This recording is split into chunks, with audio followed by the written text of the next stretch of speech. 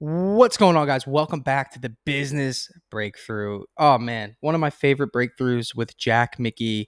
When I first started my business, I kind of fell victim to this idea that I'd be able to just go sell jobs, find subcontractors, they'll paint the jobs, and I'll get paid. And it really took some real deep thought to understand that this is not working out. Not only is the pricing not working out, but more so the quality of the experience that I was trying to give my customers. And really, I sat with Jack. We thought we were going to talk sales, but we had a little bit deeper of a an issue that we had to figure out first before we can even get to sales. And I think you guys are really going to enjoy this, especially if you're not happy with your subcontractor crews or you're looking to create something with a little bit more control in your business. So, great episode here, and it starts right now.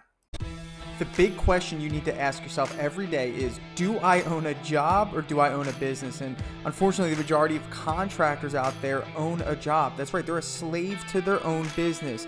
But the other side of the fence is so much greener, it's so much better, and that's when you're finally fully in control of your destiny, your freedom, your time. And that's what Contractor Secrets is about. It's about taking back our time, building a business with systems, standards, values, procedures, putting yourself in the driver's seat. And that's what it's about. So I'm excited. I'm happy to have you here. Let's dive into the Contractor Secrets podcast. Okay.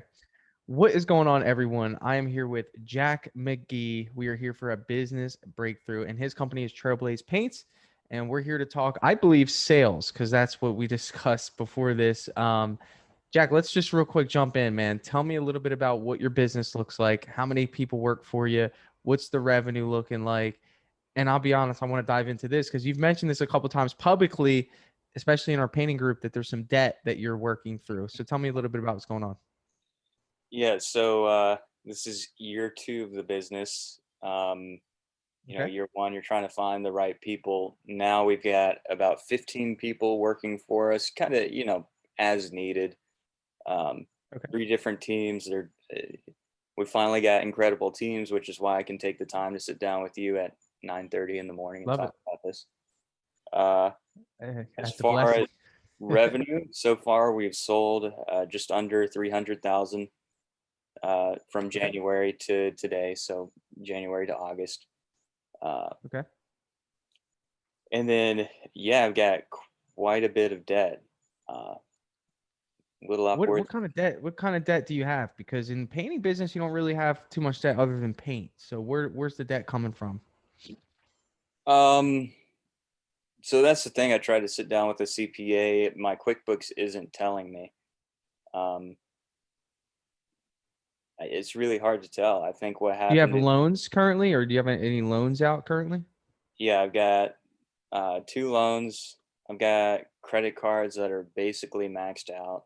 Okay. uh, and then utilizing as much debt as my Sherwin-Williams store will allow me to Will do. allow you, right, to pay for the labor mostly. Right, right. So you have 15 guys. Yeah. Are these subcontractors in like a network that you have that you trust that you can use? Because 300,000 is kind of low for staffing 15 full time. So do you have Yeah, any employees?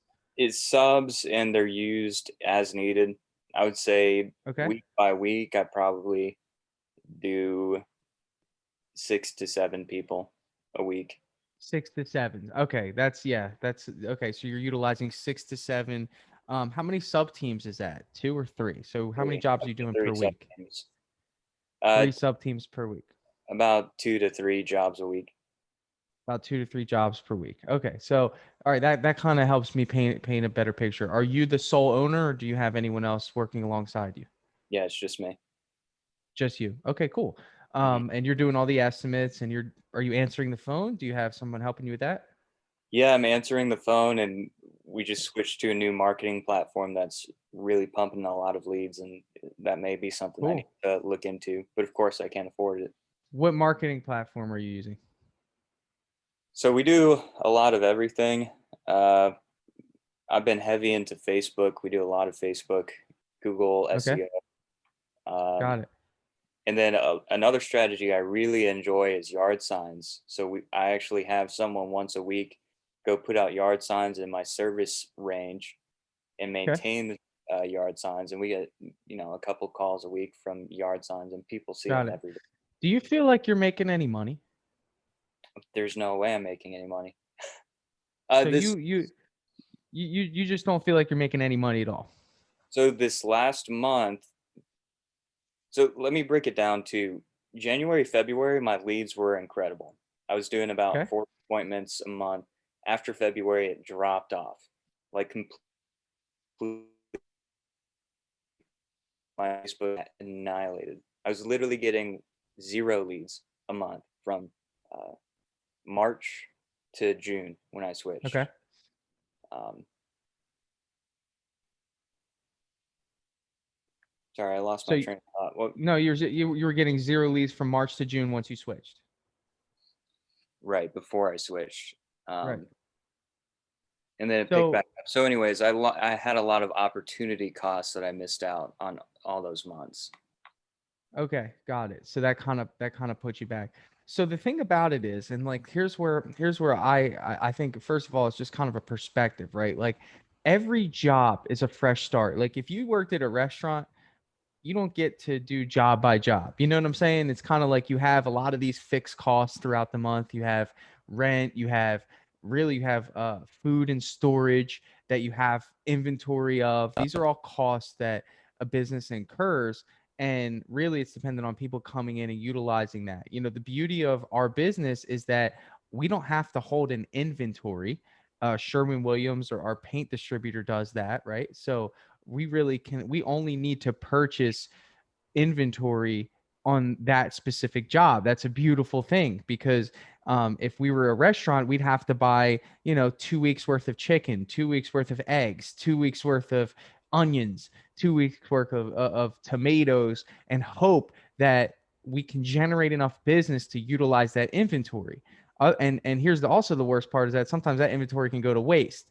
And I'm not comparing you to a restaurant. I just kind of want to just kind of maybe give you a little bit of a perspective of how, if we were to start from zero right now, Jack, like if you had no debt, okay, really job by job is like a profit and a loss. And if you focus on the margins on each job, when you price them out, if you focus on margins, because if you do that, there's no way you can't come out above water because you're doing it job by job. So for example, if you're pricing out a job and you're making a 45% profit margin on that job, there's really no reason why the next one you can't do that, and the next one. And then ultimately when you look at your month, hey, I made 45% for the month.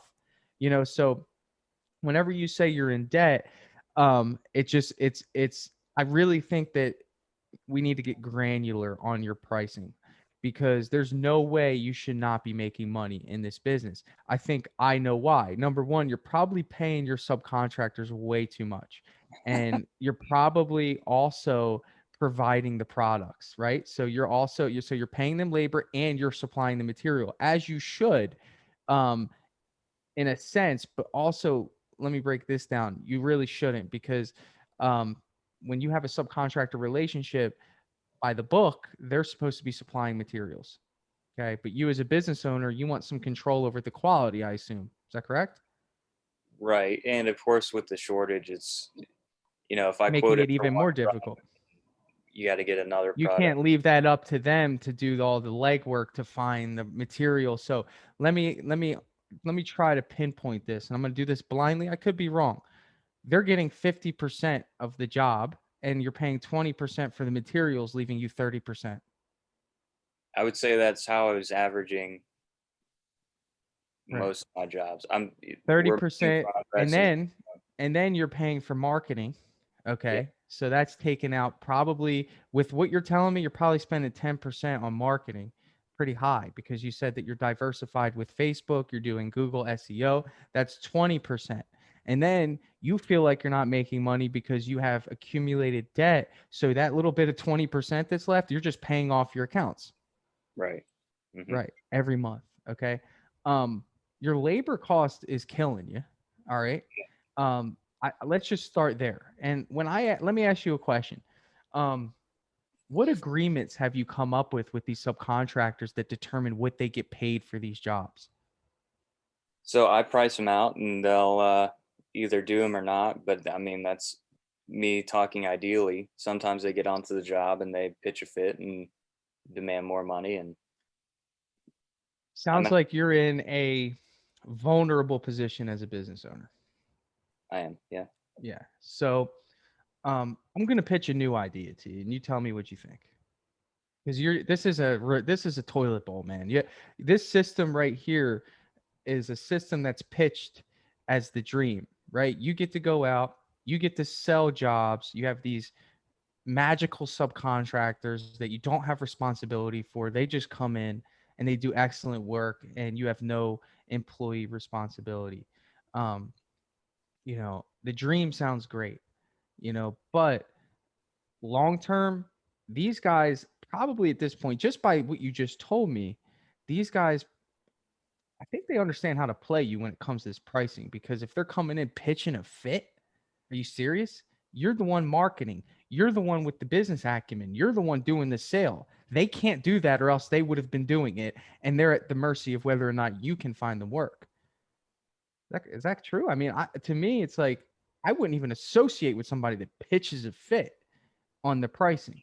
And you seem like a nice guy, so you're probably, and of course you're wanting to please your customer, so you probably bend and you're like, okay, well, you know what? I'll give you this for it just to get the job done, right? Is that kind of what's happening? Yep. Yeah.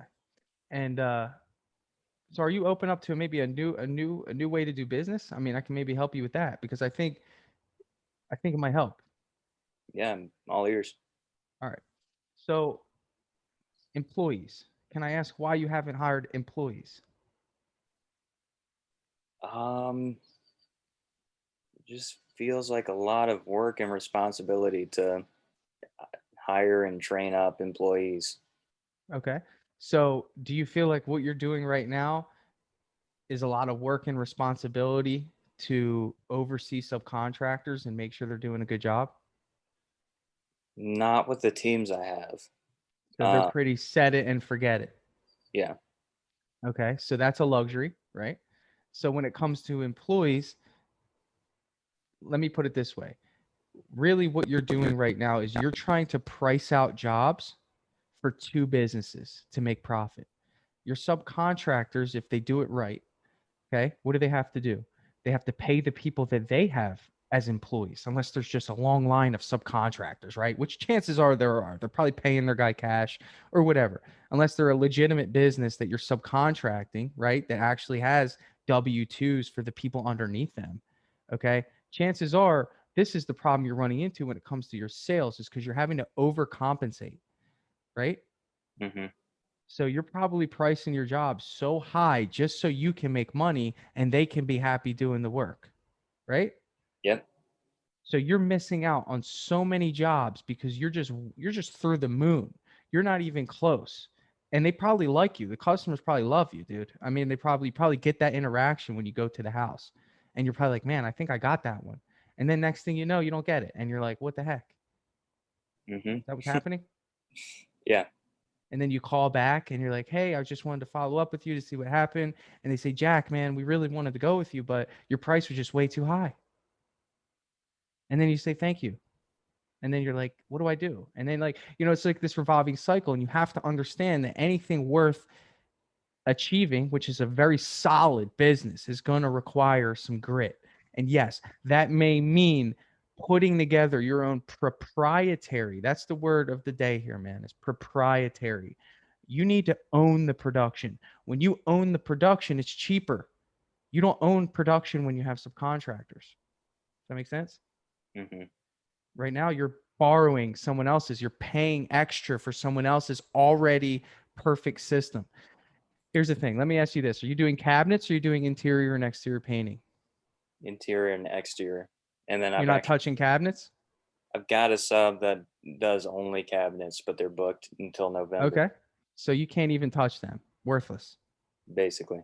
Yeah. Okay. And again, that's another drawback is that you're at the mercy of their schedule. Let me tell you something. If they know they have someone else that's just like you, which there's plenty of you guys out there, that's going to pay them more, are they going to be loyal to you? No, they're not. They're going to go where the money goes. And that may mean that your customer gets a poor experience, right? Mm-hmm. Dude, you need employees 150%. Okay. And I'm going to give you a system. I'm going to just give you a strategy. Let me ask you this before I even do it. Are you open to the idea of employees? Because if you're not, and you want to talk subcontractors, I'll go in that direction and help you refine this system you have. I have employees, 13 of them. I've never dealt with this. My labor cost is half of what yours is. 30%, 35 at the most. Can you imagine that? You know how much money that leaves you? A lot You're more. looking at 20% in paint at the most. That leaves 45% for profit and running your business on every single job. That's how it should be, you know?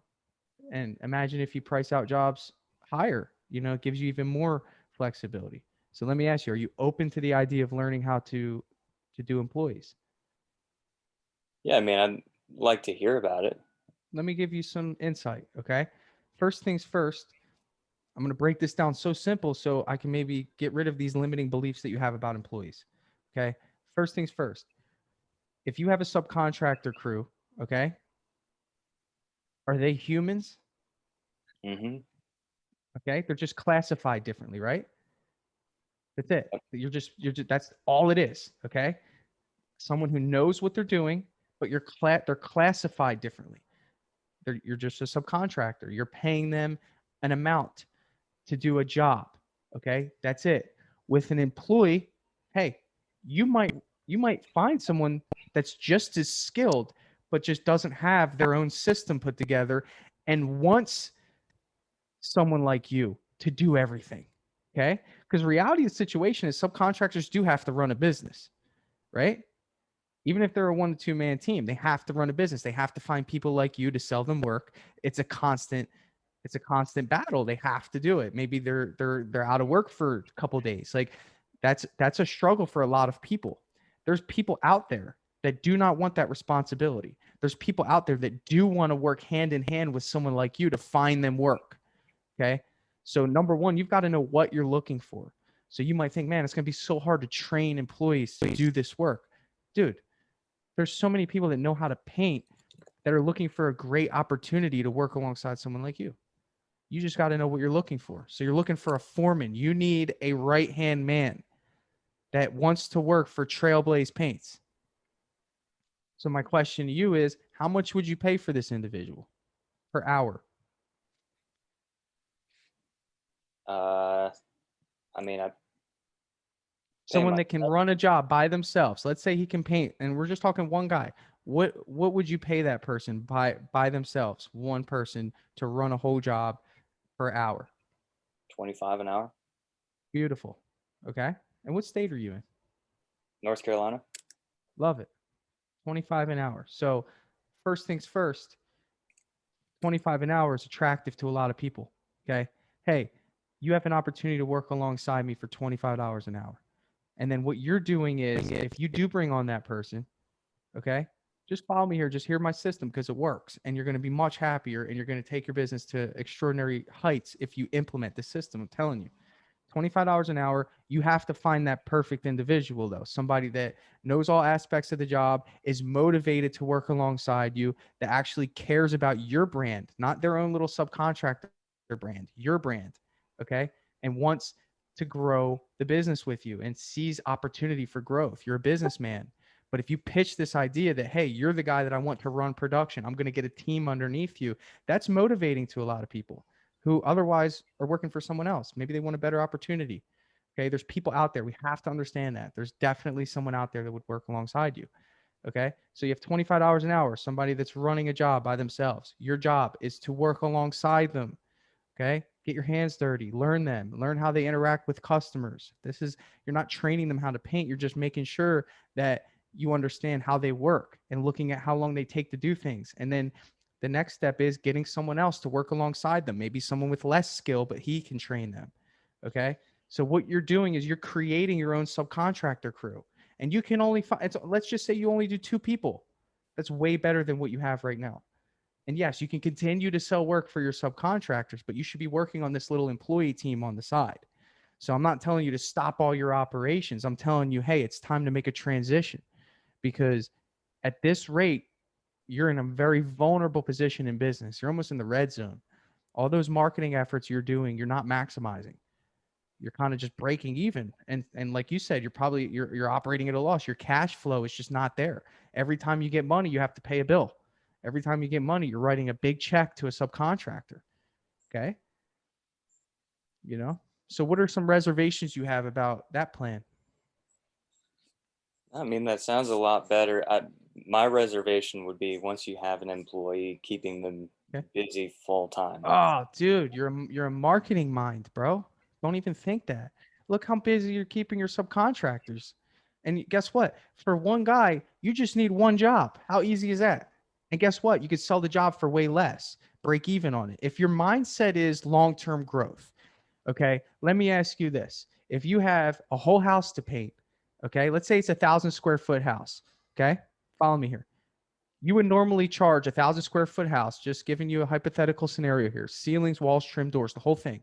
You'd probably normally charge 4 grand, like knowing your pricing based off of, like, it would be a pretty high price relativity. Okay. But guess what? If your goal was to keep that guy busy just so you can continue to build your production team, you would sell that job way less just to make sure he had work, right? You would step back for a second, not worry about your profit. Your profit will come. Your focus is just keeping someone busy, making sure he can stay with you until you can sustain the growth. That's the mindset. That's what I've done.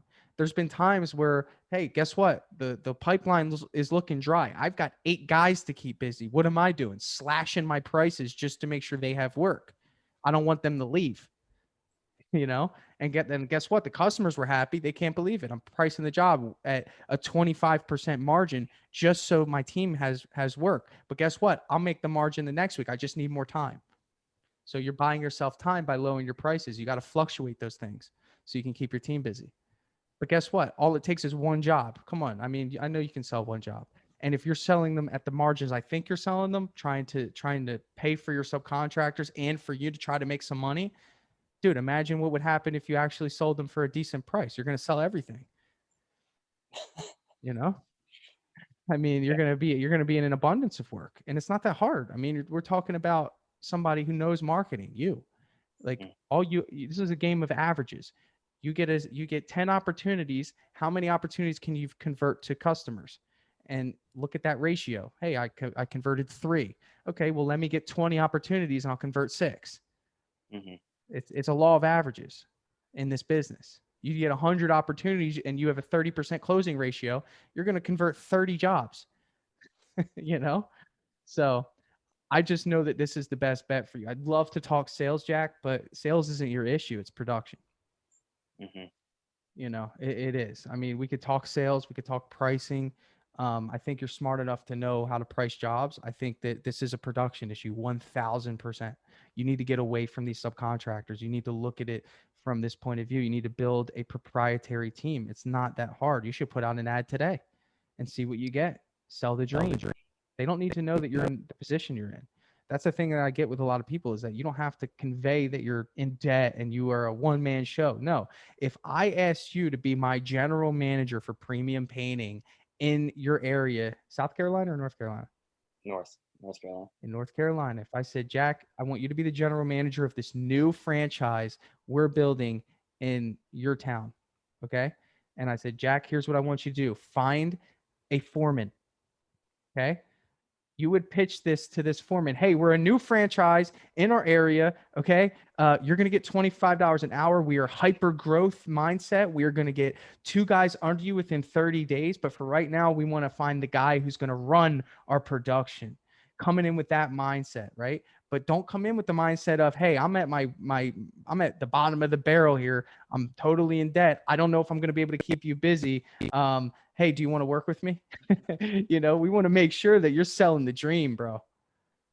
And Right. someone will buy into that. It's a better opportunity, man. What do you think? Other guys are like you in that area? No way. No way. People want security and they want stability. I know that you're a good enough guy to provide security. You're going to pay them every week. And I know that if you have marketing, if you're paying someone to do marketing for you, I know you are. Okay. I know who you work with, and you're using Google, and you're using all these resources, and you have yard signs. Your phone rings.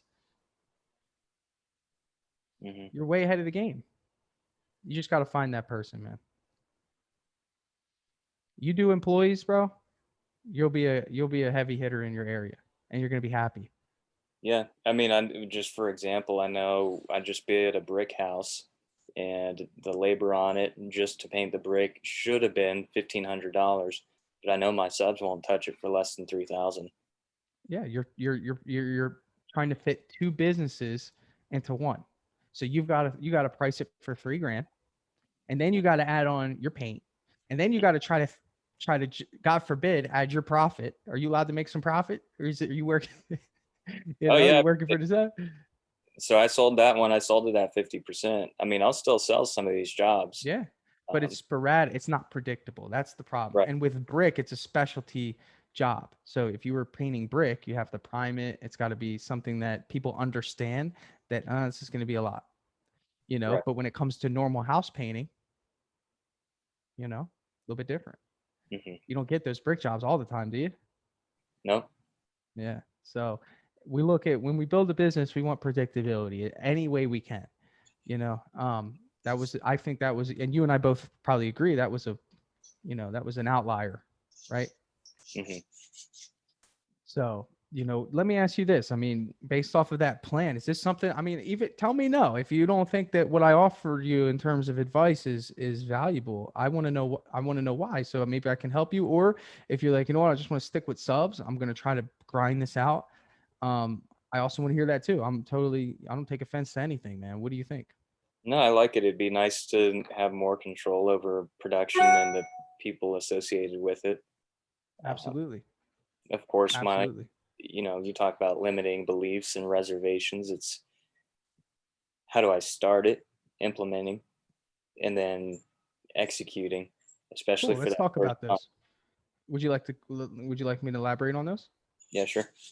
All right. First thing is massive action, man. Like after we get off this call, get on Indeed, get on Facebook, get on Craigslist, put out 3 ads telling the world exactly what you're looking for. A painting foreman to run a new painting company with a growth mindset, right? Attract who you want, dude.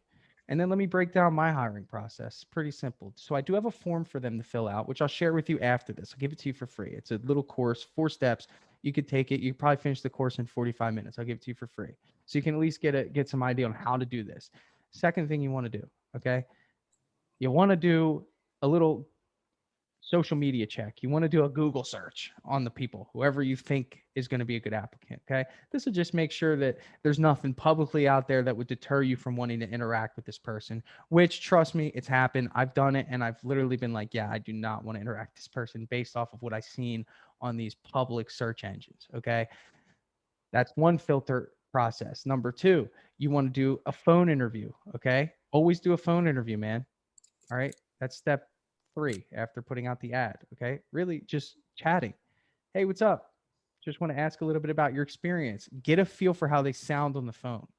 Are they motivated? Are they sleeping at 1 o'clock? Like, what is their energy level? Like, do they want, what, hey, what attracted you about the ad that we put out? Oh, I just need a job. Like, no, we don't want that guy. Hey, man, I love the idea of you guys like wanting to really grow. I'm just looking for a better opportunity. That's the guy you want. Okay. You're gonna get these. You should go through about 4 or 5 phone interviews before you even sit down with somebody. Then you do in-person interviews. Okay. Once you do the in-person interview, then you do a background check. $40, clearchecks.com. Not a sponsor, just giving you somebody a place that I like. Okay. They come back within 3 to 5 business days. Okay. Pretty quick. And then a working interview. All right. And now here's the thing. You might be thinking, well, you know, once I hire somebody, what next? Well, guess what? You're going to postpone the start date. So you're going to try to align the start date. And I think you have about a week buffer. So you should be thinking of a job that you plan to be your first job with this new applicant. Okay. Does that make sense?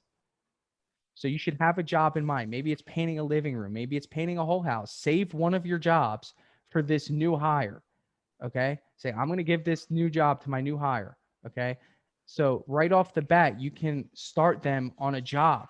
Think of the homeowner. Hey, this homeowner's pretty flexible. So like, I'm going to, I understand the dynamic here. I know that the homeowner will be pretty lenient, just knowing that it's one guy coming. Okay. But guess what? Honestly, Jack, have you painted before? Do you know how to paint? Yeah. Okay. When did you paint? I've painted, some renovation houses. Cool. So I think you should do yourself a very good favor and work alongside this person for a couple days on the first few days. 100%. I used to paint for 6 months, dude. I wore a Sherwin-Williams shirt, white pants, white hat, loaded, sweating, full of paint, answering the phone, running my business, but I wanted to learn the people that I hired. I wanted to be there. I wanted to hear their conversations. I wanted to hear how they interacted. I wanted to know my production. I like to use the restaurant as a good example. And it's like, if you don't know how to cook and you own a restaurant, guess what? If that chef leaves, man, you're in trouble. Your customers suffer. So it's really just important for you to just be in that production, understanding the dynamic, seeing how many breaks that person takes, seeing, just some things. And that's what we call the working interview, man. You should be there for that working interview for however long you deem it necessary. And you know what? If you've done a good job of filtering the person out, you might do that working interview for 3 days and be like, this is my guy. I'm going to go sell that guy as much work as I can. And I'm going to start finding people to work alongside him. And I'm going to build that team. Your star in the sky should be 4. You want to put together a team of 4. Okay. That is your focus. I think that you get a team of 4 solid painters working together as a team. You are going to have a different life. I really believe it, man. I did that for a year. I had 4 painters. I think we hit about 600,000 with 4 painters. Okay. And we knocked out a lot of work in 1 year with 4 painters. So that's, I think that's what I got for you today, man. I mean, was that helpful? Yeah, I appreciate it. Do you have any feedback or do you have any questions?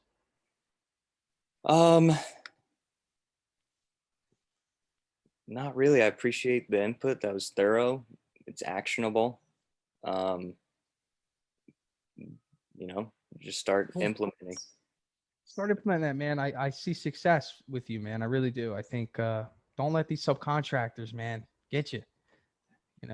I've seen it too many times, man. It's just hard. I don't even use subcontractors at all. I won't even if I had extra work, I would never give it to a subcontractor because my brand and the experience that we give is so important to me that to get someone outside of my world to come into one of my jobs that doesn't know me, doesn't know how we interact, that doesn't even care, just wants to get a check, that is not in alignment with why we're different. How we treat customers, the patience we have with customers, some subcontractors might want to come in, get their check and leave. Like, that's not us. Like, I don't even care about the money. I just want to make sure that my customers get the best possible experience. And when I have a team of production, 13 guys that I wake up every morning and make sure have food on their table that I'm fighting for, that they're fighting for me as well, because they know that I'm loyal to them. And there's a certain loyalty that happens with employees, man, that you just can't, you can't duplicate. You've got to earn it, though. You've got to find those guys. You've got to know that, hey, man, these guys are working for you, but they're going to feel that you got their back, man. Building that freaking team, man. There's just nothing like it. So I hope that you grab that. I'll send you the hiring course. I think it'll help. But I know that there's somebody out there, man, that'll work for $25 an hour that'll work alongside you and help you build your business. Awesome. I appreciate it. All right, brother. Thank you, Jack. If you have any questions, man, hit me up. I'll send you an email a little bit later today. All right. Thanks, Tanner. All right, brother. Have a good one. Dripjobs CRM is finally here. That's right. So Dripjobs is an automation platform for contractors, home service professionals that's going to automatically follow up with your customers. It's going to allow you to send invoices, estimates. It's going to allow you to send out blast marketing emails to individuals based on where they are in the buying process. This software is next level. And I'm reaching out to you. You're a listener of this podcast, and I want you to be one of the first ones to give it a shot. So if you want to see what Dripjobs can do for your business, I'd love for you to head over to dripjobs.com, sign up for a free demo, and get your team involved, and let us sit with you and show you how powerful this software is. It's going to save you time. It's going to make you money, and you're going to love the features that are built into Dripjobs. So if you want to check it out, head over to dripjobs.com, and we will give you first priority being a podcast listener to be one of the very first to try out Dripjobs in your home service business. I'm super excited to share that with you, and I'll catch you on the next episode.